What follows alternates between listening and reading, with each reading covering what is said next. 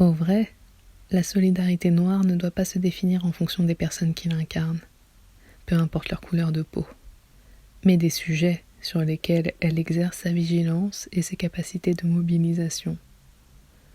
Ceux qui relèvent de ce qu'on appelle entre guillemets l'impôt sur la couleur qui affecte les Noirs dans la société française.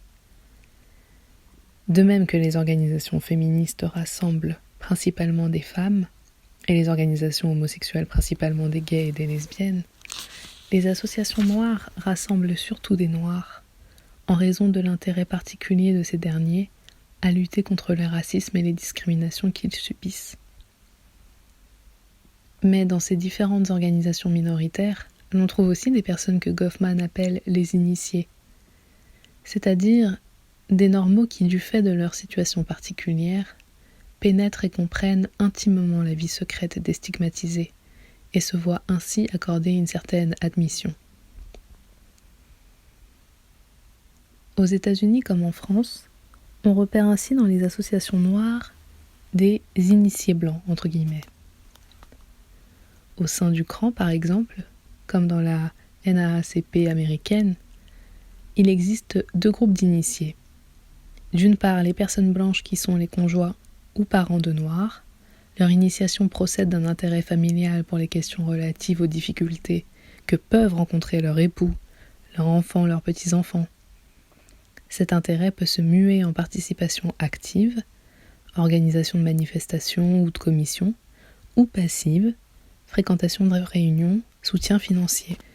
D'autre part, des initiés qui, de par leur expérience personnelle ou familiale du racisme, de l'exclusion ou de la discrimination, sont particulièrement sensibles à ces questions et se trouvent donc en solidarité avec les Noirs.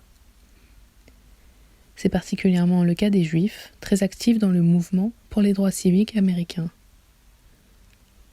Dans le meilleur ouvrage sur la question, l'historienne Cheryl Greenberg a montré que cette alliance entre Noirs et Juifs, affirmée entre les années 40 et le milieu des années 60, n'avait rien de naturel, entre guillemets. À l'époque de l'esclavage, les Juifs américains n'étaient pas notablement mobilisés dans les mouvements abolitionnistes et très peu d'entre eux vivaient dans le Sud. Puis une première rencontre s'opéra par la convergence de deux mouvements migratoires. Les Noirs qui quittaient le Sud pour s'installer dans les métropoles du Nord, les Juifs qui quittaient l'Europe centrale et orientale et traversaient l'Atlantique.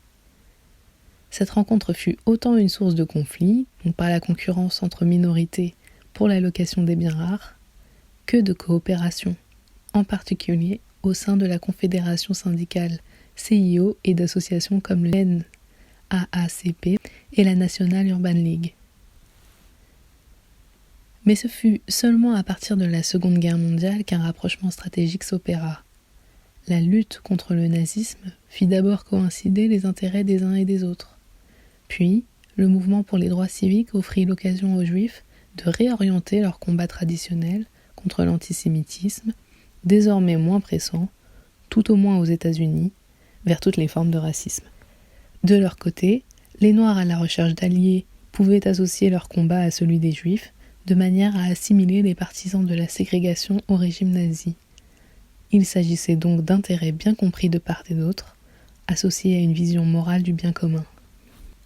En France, pour des raisons similaires, les Juifs ont aussi été très présents en quelque sorte, surreprésentés, entre guillemets, dans les associations antiracistes, y compris le CRAN et ses alentours immédiats. Mais cette proximité minoritaire n'est pas garantie dans le temps. Aux États-Unis, les mondes juifs et noirs se sont éloignés à partir des années 70, pour un ensemble de raisons variées, liées à des évolutions socio-économiques contrastées, au durcissement identitaire des mouvements noirs, à la situation au Proche-Orient après la guerre des 6 jours, et à des divergences politiques sur lesquelles il serait certainement utile de méditer, côté français, afin de ne pas les répéter.